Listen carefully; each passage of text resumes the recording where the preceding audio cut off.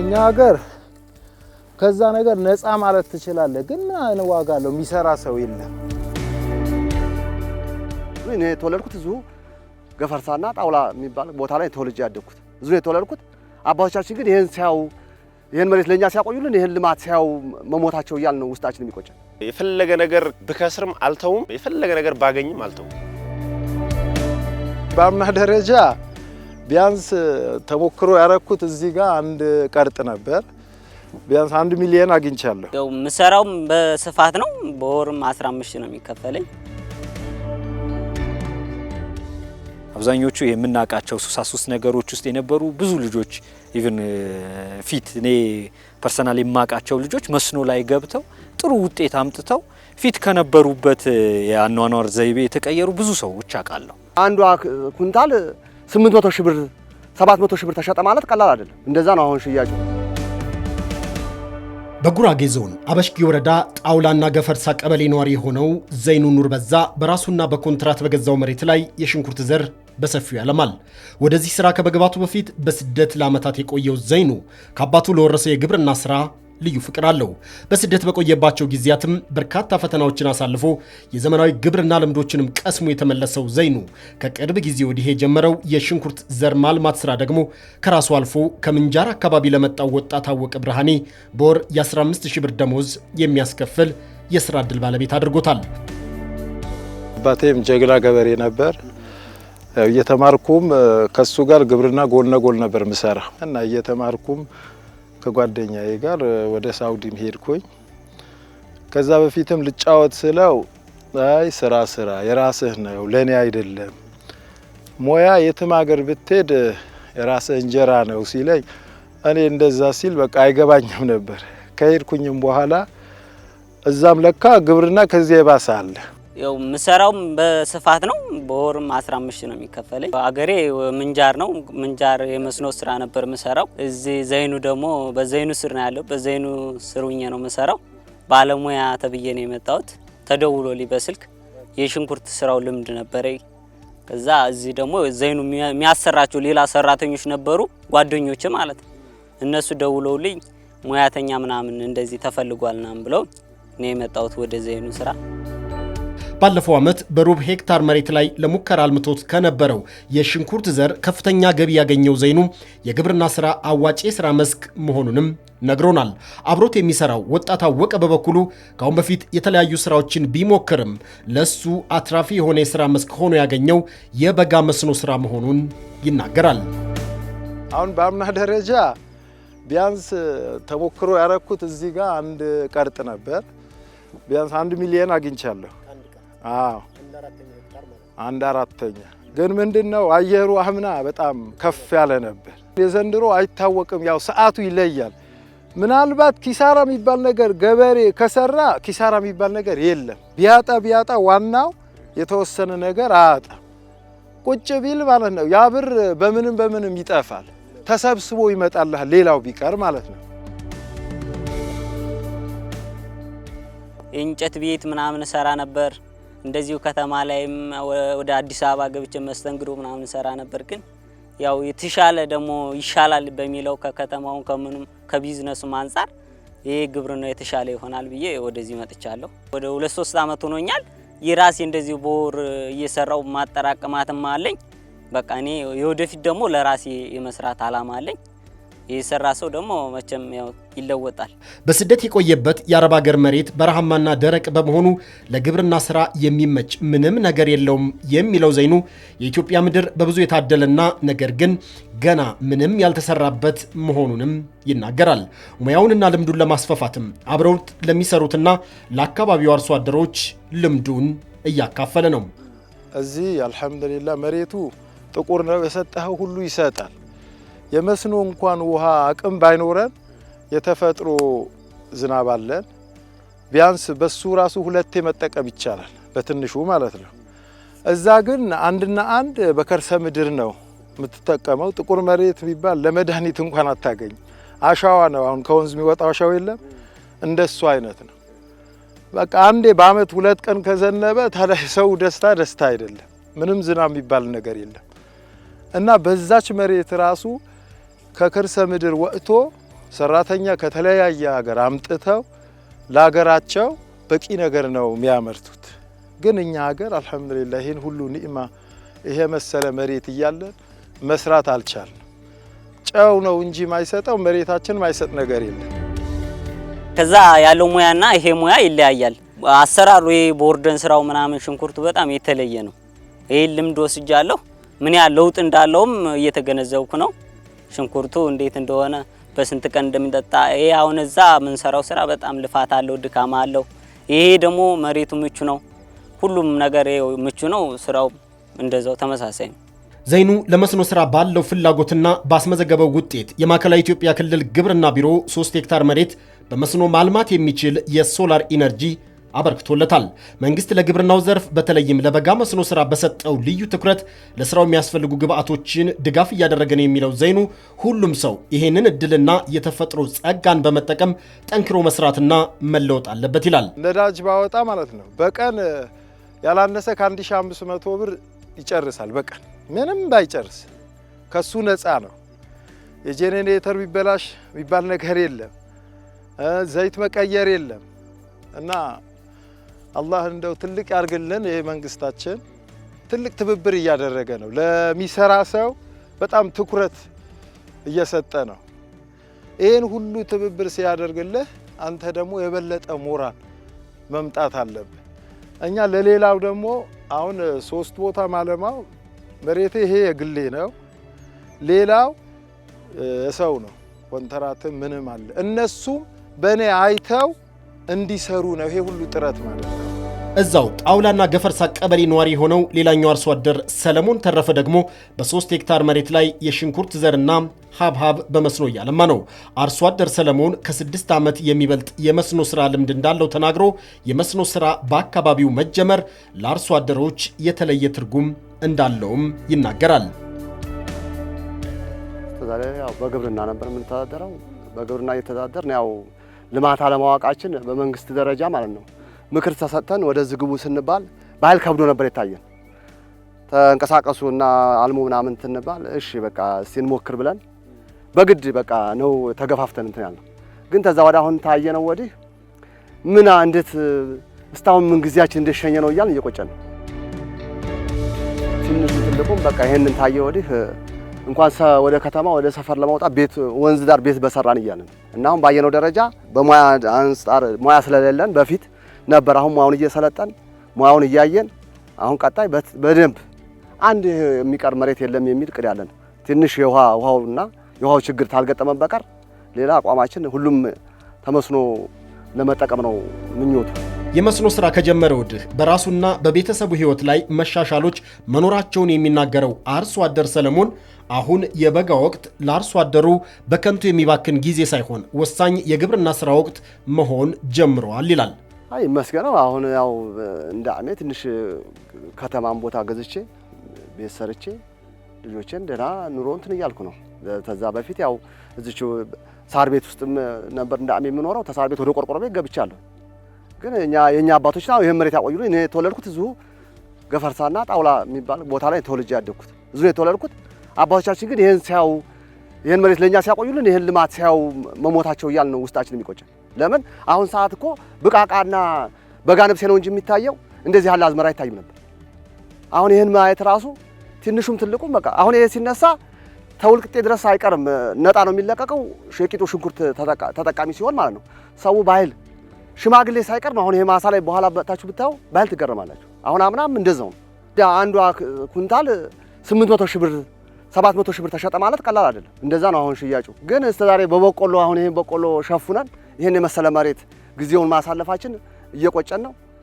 ውስጣችን ባህል ያሳለፍነውን ጊዜ ነው ተንግሮ ወዳ ተዝጋቤር ጋር ለማልማት ጧትና ማታ የማይመኝ ሰው የለም። የሽንኩርት ዘር ልማት በአጭር ጊዜ የሚደርስ በትንሽ መሬት ላይ ብዙ ገቢ የሚገኝበት ሰፊ የስራ ዕድል የሚፈጥርና የውጭ ምንዛሬን የሚያስቀር አዲስ የመስኖ ግብርና ልማት ዘርፍ መሆኑን የአካባቢው የግብርና ባለሙያዎችና የዘርፉ አመራሮች ይገልጻሉ። አዋጭነቱ በጣም ከፍተኛ ነው። አንዱ ኩንታሉ ኪሎግራሙ እስከ 600 በጣም ከተወደደ እስከ 9 የሚሸጥበት ጊዜ አለ። 1 ኪሎግራም የሽንኩርት ዘር ኢቨን በማክሲመም በ600 ብር ብትሸጠው በ600 ብር 600 ሺህ ብር አካባቢ ነው የሚሆነው። ስለዚህ 2 ኩንታል ብታመርት 1.2 ሚሊዮን ብር ይሆናል ማለት ነው። ግማሹ እንኳን ለወጪ ብለ ብታስበው ያው ዝም ብለ ኖርማሊ ማለት ነው እስከ 600 ሺህ ብር እጅ ላይ ይተርፋል በ5-6 ወር ውስጥ ማለት ነው። የዘር ሽንኩርት በጣም ቴክኖሎጂ የሚፈልግ ነው፣ እውቀት የሚፈልግ ነው፣ ገንዘብ የሚፈልግ ነው። 650 ሄክታር ነበር ያቀድነው፣ 651 ሄክታር ማሳካት ይችላል። ይሄ ለሌላ ቦታዎች የዘር ምንጭነት የዘር ብዜት ነው። በነገራችን ላይ በዘር ብዜት ላይ በወረዳችን በጣም ብዙ የምንሰራቸው ስራዎች አሉ። ከዚህ ውስጥ አንዱ የዘር ሽንኩርት ነው። ስለዚህ የገቢ ምንጭም ከማግኘት ጋር ተያይዞ ለሌሎች ቦታዎችም ደግሞ በዘርነት ከማገልገል ጋር ተያይዞ ትልቅ ቫልዩ ያለው ክሮፕ ነው። ስለዚህ ሌሎች ቦታዎች ዘር ሲፈልጉ እኛ ጋር እየመጡ ዘር የሚገዙበት ሁኔታ ይሄ በትልቅ ትኩረት እየሰራ ነው ያለነው ነው። በአበሽጌ ወረዳ ቀደም ሲል በተበጣጠሰ መልኩ ሲሰራ የነበረው የበጋ መስኖ ስራ አሁን ወደ ኩታ ገጠም አሰራር ተሸጋግሯል። በዚህም በርካታ አርሶ አደሮችና የአካባቢው ወጣቶች ተጠቃሚ የሆኑ ነው። መስኖ በባህሪው ብዙ ድካም ኖሮት ሰፊ ውጤት የምታገኝበት ነው። መስኖ ከዚህ ቀደም በቁጥቁጥ ነበር የሚለማው። አርሶ አደር በዚህ ልክ ተነሳስቶ ወደ መስኖ የሚገባበት ሁኔታ አልነበረም። አሁን ላይ በተፈጥሮ የትኛውም የውሃ አማራጮች በሙሉ ተጠቅመን መስኖ እናልማ የሚል ተግባቦት ተፈጠርን ከአርሶ አደራችን ጋር ከአመራራችን ጋር። ይህም በፈጠርነው ተግባቦት ሁሉም የውሃ አማራጮች መጠቀም አለብን የሚል ተግባቦት ፈጠርን። አሁን ላይ በክላስተር ነው እየለማ ያለው ማለት ነው። በዘንድሮ ዓመት 9287 ሄክታር አቅደን እየሰራን ነው። እስካሁን ባለው በአንደኛው ዙር 7352 ሄክታር ማሳካት ችለናል ማለት ነው። ስለዚህ አሁን ምርት እየተነሳ ነው። በአጠቃላይ በዘንድሮ ዓመት 2.7 ሚሊዮን የአትክልትና ፍራፍሬ ምርት እንጠብቃለን ማለት ነው። ቢያንስ አንድ ሰው ቢሰራ ለ10 ሰው መትረፍ ይችላል። እኔ አሁን ከሁሉም ቦታ በየቀኑ 20 ሰራተኛ አይቀርም ከወልቂጤ ማለት ነው 20-30 ይመጣል። ያ ማለት ትልቅ ነገር ነው። እንኳን እዛ ጋር ቁጭ ብለው ልስራ ሲሉ ስራ ስንት ያጣለ በየቀኑ እንዳለ ይመጣሉ። እዚህም ይመጣል እዛም ይመጣል። ያ ማለት ቀልድ አይደለም። አንዴ ችግኝ አምጥቼ ከዙባይ ሰራተኛ አውርጄ ስመለስ ሰራተኛ እንዳለ ስራ አጥቶ ቁጭ አለ። ከዛ ራሴ እኔ እንባ ተናነቀኝ። ከዛ ራስ በራሴን አደነቅኩኝ። አልሐምዱሊላህ ይሄን አክል ሰራተኛ መያዜ ትርፍን ባላገኝ ይሄ ለኔ ትልቅ ትርፍ ነው ብዬ አሰብኩኝ። የሰራ ሰው አንደኛ ከጎኑ ለሌላው አበረታታል። ቁጭ ብለን ምን እናረግ ነገር የለም ወጪ እንጂ ሀሜት እንጂ። ያልሰራ ሰው ባይሰርቅን ሰረቀ ይባላል። በበጋ መስኖ የሽንኩርት ዘር ልማት ከሚካሄድባቸው አካባቢዎች ሌላኛው የቀቤና ልዩ ወረዳ ነው። በልዩ ወረዳው የሚገኙ የውሃ አማራጮችን በመጠቀም ወጣቶች፣ አርሶ አደሮችና ባለሀብቶች ጭምር የሽንኩርት ዘር እያለሙ ይገኛሉ። መጀመሪያ ላይ እዚች አካባቢ ላይ 2 ቀርጥ መሬት ላይ ነው የተጀመረው። 2 ቀርጥ መሬት ግማሽ ሄክታር ማለት ነው። እሷ ላይ ተጀመረ። ያችን ምርቱን አየን። በጣም ከፍ ያለ ምርት ነው የዚህ ዘር ሽንኩርት ማለት ነው። ስለዚህ እነዚህም ማስፋት አለብን በሚል የገበሬዎች በዓልን በማዘጋጀት በዛ ላይ ከዛም በኋላ ያንን ሁሉ እንዲያያረግን ገበሬዎቹ እንዲያዩ ካደረግን በኋላ ሌሎቹን ገበሬዎቹ እንዲገቡ የማድረግ ስራ ሰራንና ወደዚህኛው በቆሎን እንትን ብሎ ለምሳሌ አሁን ይሄኛው ሽንኩርት ለመዝራት መጀመሪያ ላይ ምንድነው የምታደርገው? ቦሎቄ ትዘራለህ። ቦሎቄ ትዘራና ቦሎቄ ከተና መኸር ላይ ማለት ነው ዘራና መስከረም አካባቢ ላይ ቦሎቄ ይደርሳል። መስከረም አካባቢ ላይ ቦሎቄ ይደርሳል። ቦሎቄው ከተነሳ በኋላ ወደ አሁኑ ይህን ሽንኩርት ሌላ ኮረቱ በሌላ ማሳ ላይ ይዘጋጅና ቀጥታ የዋጋውን ለመቀነስ ማለት ነው ግዢን ለዋጋን ለመቀነስ መጀመሪያ ላይ በሌላ ቦታ ላይ ሽንኩርት እንዲመረት ይደረጋል። ከዚህ ነቅሎ ቀጥታ ይዝኛው ላይ እንዲያሳርፉ የማድረግ ስራዎች ይሰራል። የፈለገ ነገር ከስሬ ብከስርም አልተውም፣ የፈለገ ነገር ባገኝም አልተውም።